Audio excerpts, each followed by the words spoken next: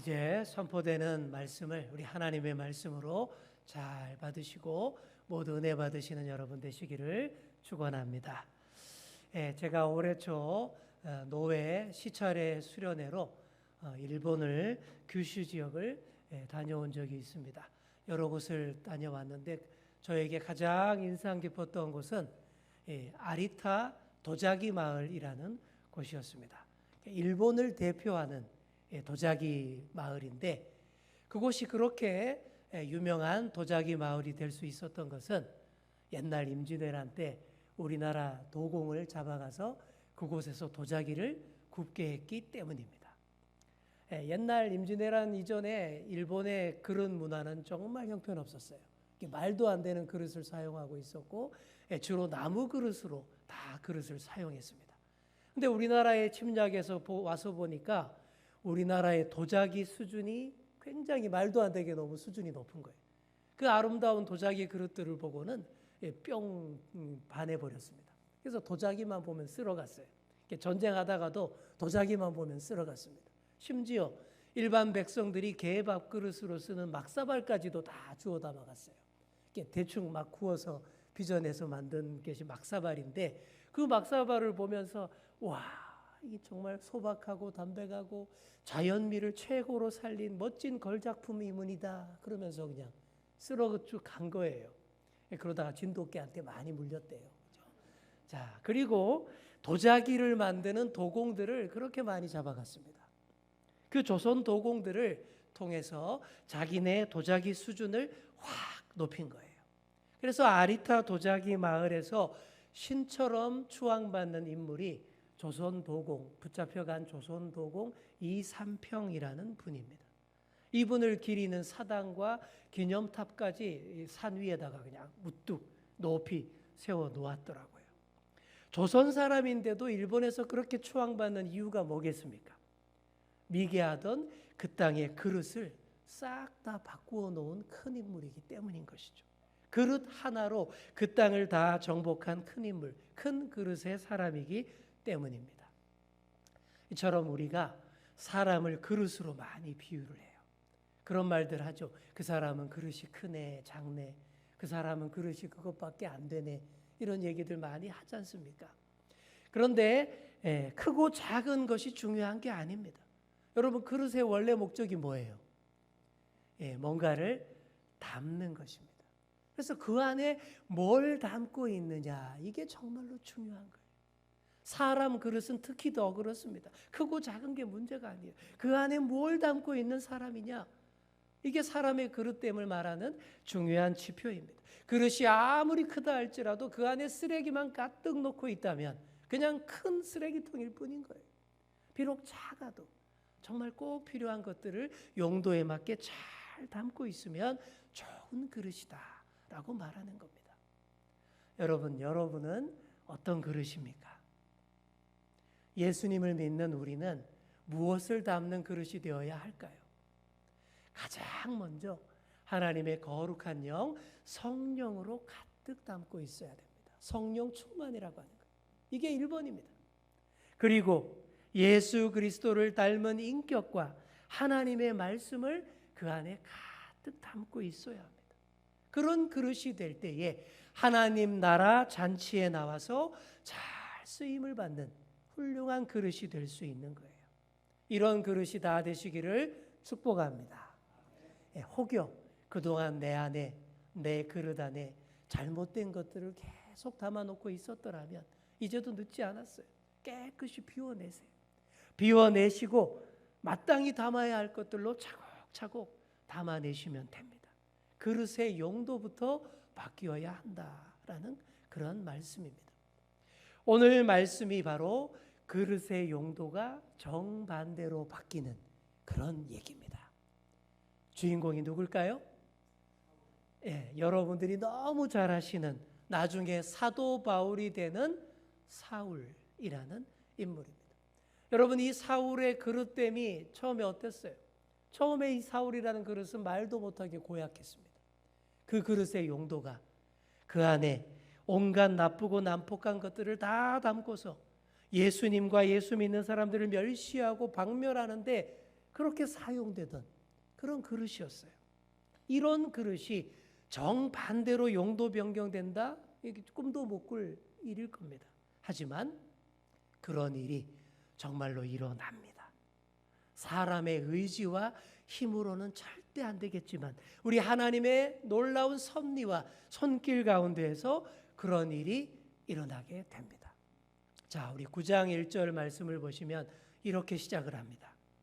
사울이 주의 제자들에 대하여 여전히 위협과 살기가 등등하여 스데반 집사를 돌로 쳐 죽이고 대대적인 교회 탄압을 주도했던 사울이 계속 그 위협과 살기가 등등하더라. 예수쟁이들 잡아 죽일 생각으로 가득 채워진 살벌한 그릇이다라는 얘기죠. 이미 수많은 사람들을 잡았지만 여전히 분이 풀리지 않아서 계속 으르렁대고 있습니다. 그러던 중에 중요한 정보를 듣게 됩니다. 저기 다메섹에 예수쟁이들이 많다라는 정보를 들은 거예요. 이 다메섹은 현재 시리아의 수도 다마스쿠스라는 도시를 말하는 곳이에요. 유명한 도시입니다. 당시에 그곳의 유대인 인구가 4만 명 정도가 넘었는데 그들 중에 상당수가 예수를 믿게 되었다라는 이 정보를 듣고는 분을 참지 못합니다. 거기까지 가서 다 잡아와야 되겠다. 다메섹을 타겟으로 설정을 합니다. 그들을 다 잡아오기 위해서 대제사장에게 가서 공문까지 받았어요. 공식적으로 일 처리하겠다라는 거예요. 위임장을 다 받았습니다. 그리고 무력도 행사할 수 있도록 여러 장정들도 거느리고 다메섹으로 달려갑니다. 다메섹은 예루살렘에서 북쪽으로 한 213km 정도 떨어진 멀리 있는 도시입니다. 여기 서울에서 전라북도 정읍까지가 213km예요. 그 정도 거리. 오늘 우리에게는 먼 거리가 아니죠. 하지만 이 당시 사람들에게는 정말 먼 거리입니다. 빨리 가야 4일. 그리고 뭐 여유 있게 가면 6일 정도 걸리는 그런 먼 거리인데 그 먼 거리도 마다하지 않고 달려가는 대단한 열정을 보입니다. 거기까지 가서 잡아오겠다라는 거예요. 열정으로 달려갔으니 아마 4일 만에 갔을 겁니다. 그렇게 해서 다메섹에 거의 다 도착했을 때입니다. 다른 본문에 보면 그때 시간이 정오 정도 되었을 때다라고 백주대낮이에요. 갑자기 좀 낌새가 이상합니다. 분위기가 이상해요. 기분 탓이 아니에요. 이상한 기운이 감돕니다. 그러다가 갑자기 하늘로부터 강렬한 빛이 사울 일행을 향하여서 쨍 하고 비칩니다. 햇빛보다 훨씬 더 강렬한 빛이 쨍 하고 비치는 거예요. 제가 머리털 나고 처음으로 따라 부른 가요가 이런 겁니다. 쨍 하고 해뜰 날 돌아온단다. 이제 송대관 씨 노래인데 그 당시에 TV나 라디오를 틀기만 하면 쨍 하고 이렇게 막 얼마나 그랬던지 어린 마음에 제가 최초로 따라 부른 가요가 그 노래가 된 거예요. 바로 그것처럼 엄청 강렬한 빛이 사울 일행에게 쨍 하고 내리쬐었다라는 얘기죠. 얼마나 강렬했던지 사울이 꼼짝 못하고 그 자리에서 엎어집니다.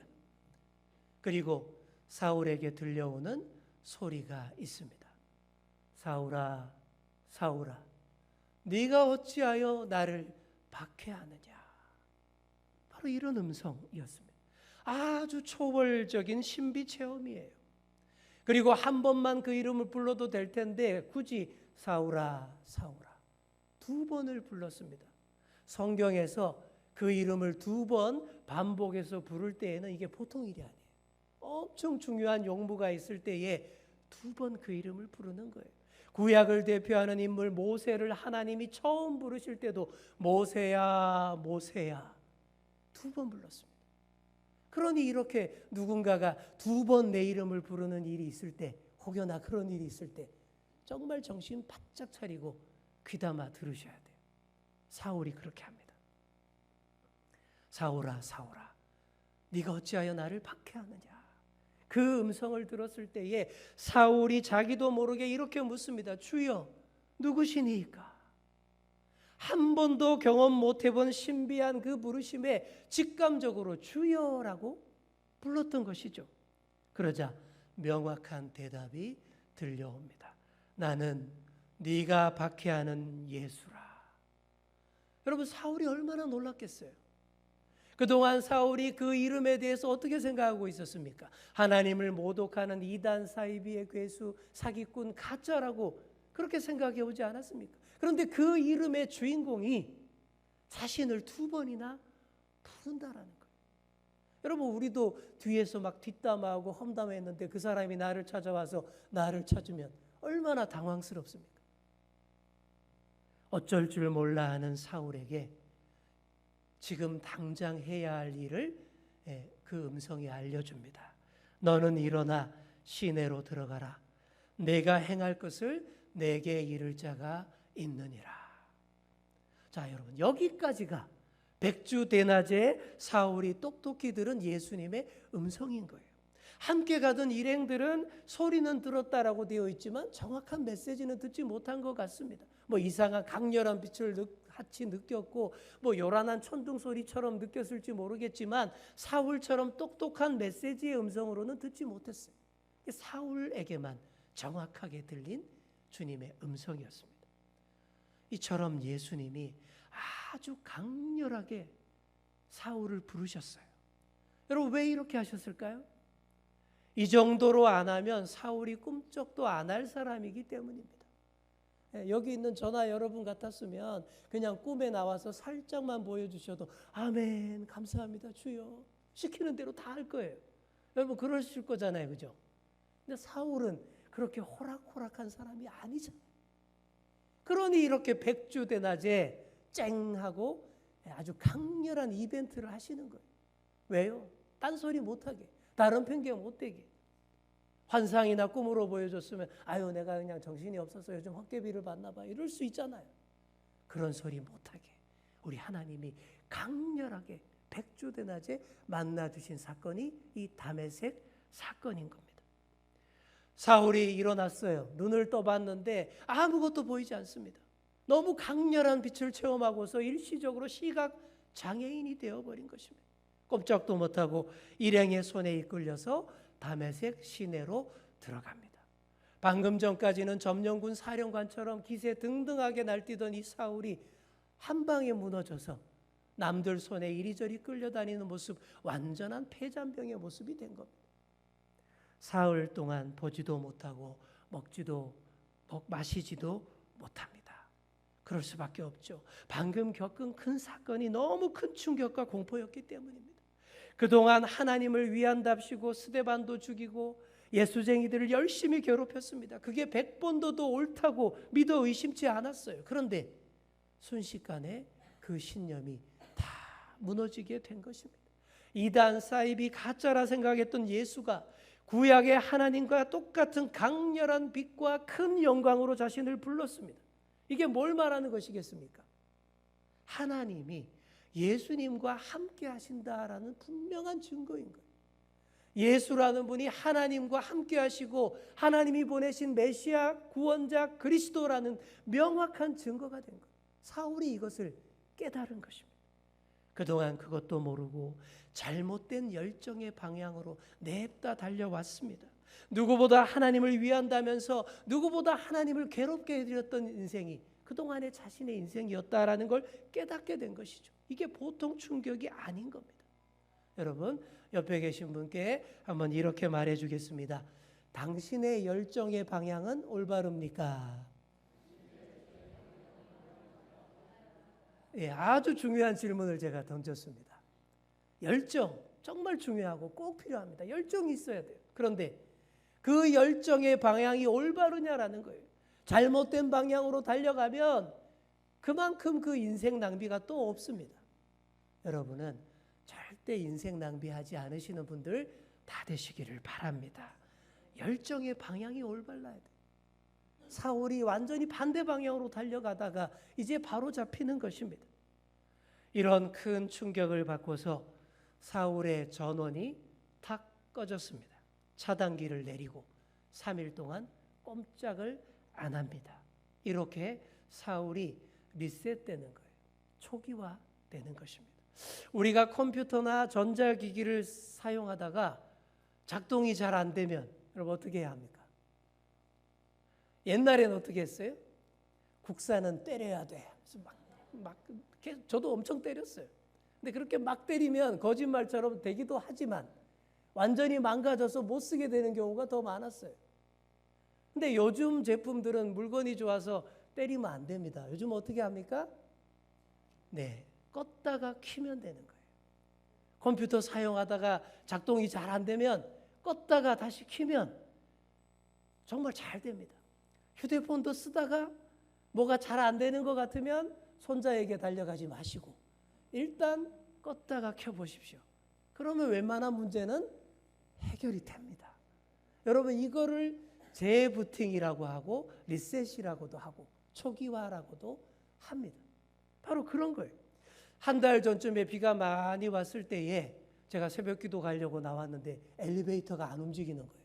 작동을 멈췄습니다. 아이고 어떡하나? 큰일 났네. 고치려면 큰 돈 들겠네. 그런 생각하면서 열심히 내려와서 진행을 했어요. 그리고는 아침에 혹시나 해서 제가 주차장 벽에 있는 차단기를 탁 내렸다가 다시 올렸어요. 그랬더니 거짓말처럼 엘리베이터가 움직이는 겁니다.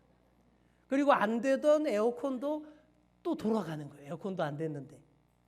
그때 느꼈어요. 이런 거구나. 그리고 제가 그때 차단기 팍 내렸다가 바로 팍 안 올렸습니다. 탁 내리고 한 20까지 세고 충분히 시간을 준 다음에 다시 올렸어요. 그러니까 내렸다가 바로 탁 올리면 뭐가 변화가 없을 것 같잖아요. 그러니까 내리고는 뜸을 들이고 다시 올렸더니 잘 돌아가는 거예요. 바로 이런 겁니다. 이게 초기화 리셋입니다. 사울이 지금 리셋하고 있어요.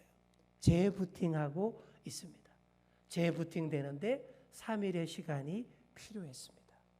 아무리 그래도 사람이잖아요.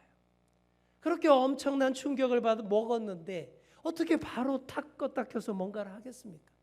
그동안 그렇게도 예수 믿는 사람들 그렇게 괴롭혔는데 어떻게 하루아침에 손바닥 뒤집듯이 바뀌어서 그렇게 할 수 있겠습니까? 시간이 필요한 거예요. 요나가 물고기 뱃속에서 괜히 3일씩이나 있었던 게 아닙니다. 시간이 필요한 거예요. 주님을 다시 만나고 새롭게 변화되고 주님 뜻대로 살기로 다시 재부팅되는 데에 3일은 아주 짧은 시간입니다. 하지만 꼭 필요하고 아주 중요한 시간입니다. 여기 계신 여러분 중에도 과거에 이미 이런 시간들을 보내신 분들이 계실 거예요. 그 결과로 지금 이 자리에 잘 앉아 계신 겁니다. 그리고 앞으로도 이런 시간이 꼭 필요한 분들도 있을 겁니다. 아주 소중하고 중요한 그 시간, 우리 주님의 시간, 그런 시간인 거예요. 그렇게 사울의 전원이 3일간 내려가 있었습니다. 하지만 그동안에도 우리 주님이 사울과 함께 하셨습니다. 사울의 영혼을 계속 그동안 치유하셨고 그 3일 동안 많은 기도와 사울의 많은 질문들에 대해서 응답을 하고 계셨습니다. 그 3일이 흘러가는 거예요. 그러는 한편으로 또 주님은 다메섹의 아나니아라는 사람에게 환상 중에 나타나셔서 말씀을 하십니다. 아나니아야 부르시죠. 이때는 한 번만 부릅니다. 사울만큼 중요한 용무는 아니니까 아나니아야. 그랬더니 아나니아가 네 주님 제가 여기 있나이다. 이렇게 말씀만 하시옵소서. 준비된 자세죠. 그랬더니 주의 영이 이렇게 지시를 합니다. 직가라는 거리로 가서 유다의 집에서 다소 사람 사울을 찾으라. 이렇게 명령합니다. 여기 나오는 직가라는 말은 한자로 번역한 단어예요. 고들직자, 거리 가짜를 써서 고든 도로 이런 뜻인데 좀 촌스럽게 번역을 해놨죠. 직가, 그죠? 근데 이게 좀 세련되게 번역하면 이런 겁니다. 다메섹 중앙도로, 중앙대로, 다메섹 중앙 지금도 있어요.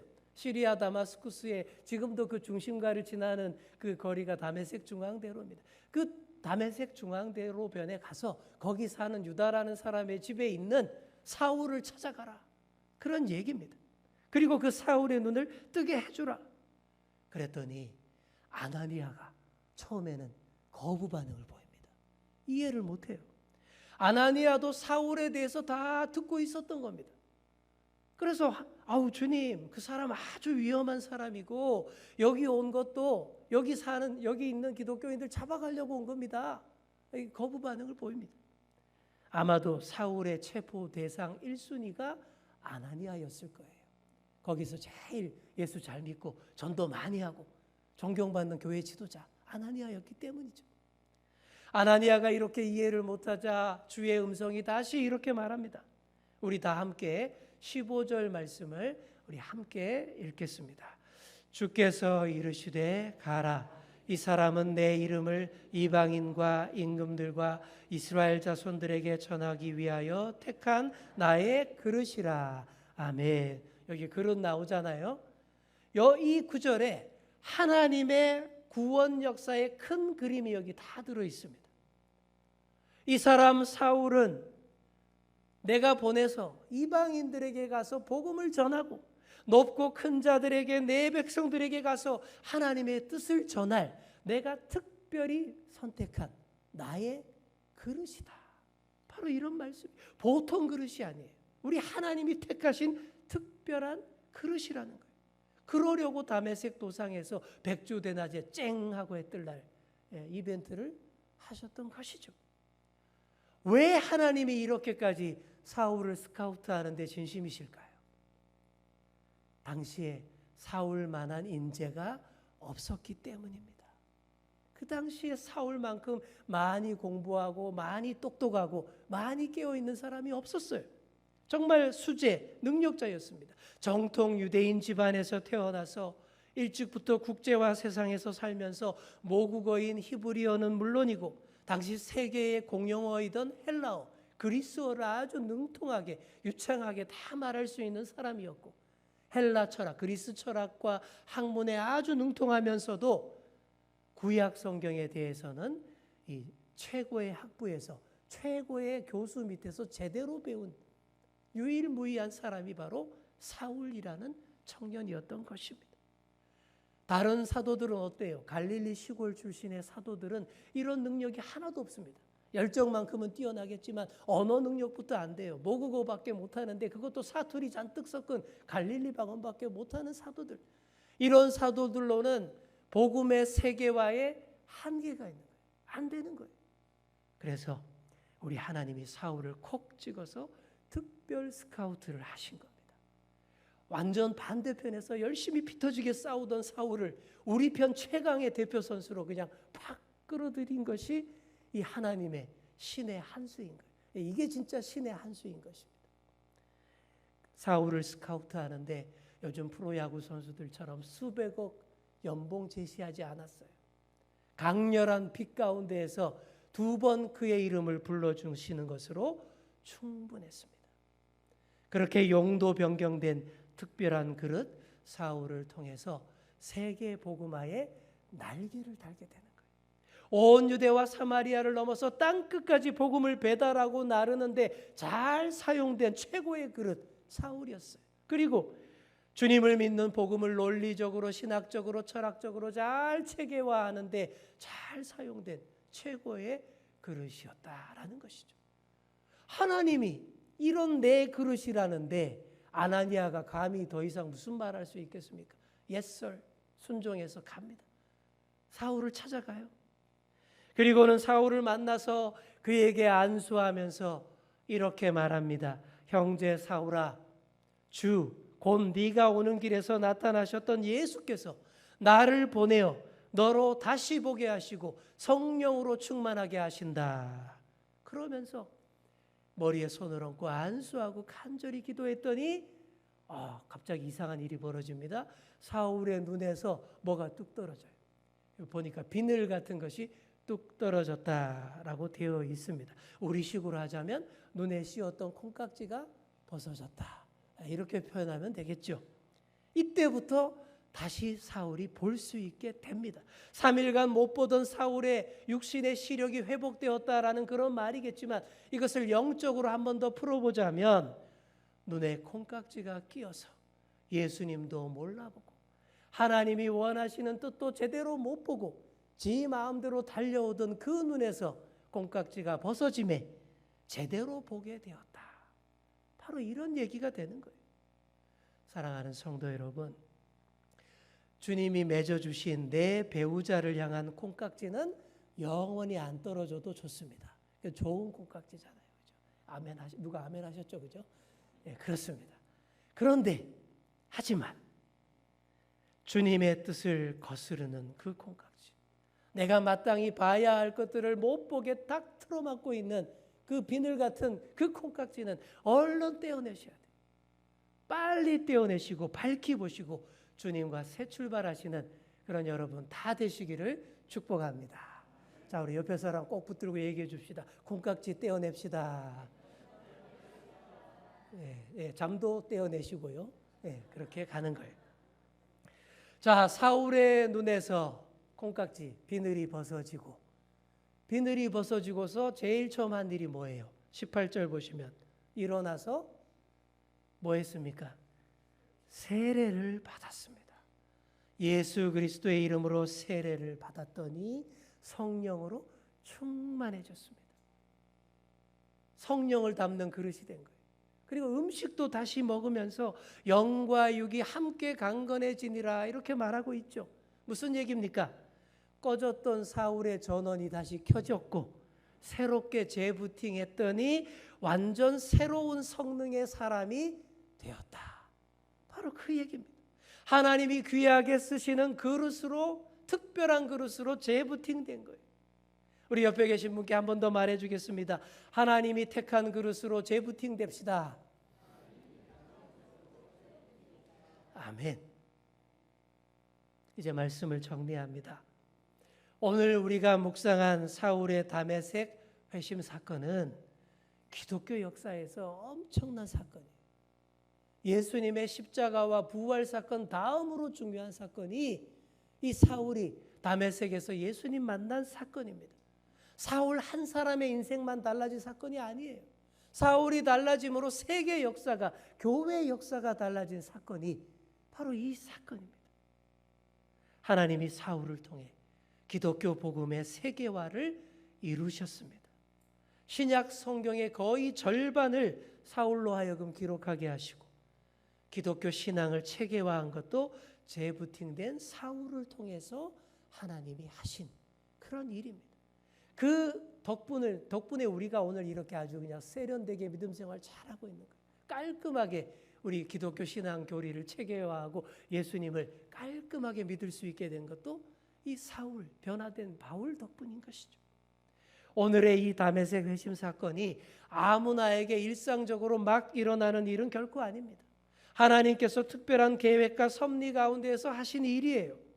하지만 여러분 모두에게도 이 다메섹 회심 사건과 비스무리한 일들이 펼쳐지기를 소망합니다. 쨍하고 강렬한 빛이 여러분의 가슴에도 스며들기를 소망합니다. 그 빛으로 우리가 재부팅될 수 있는 거예요.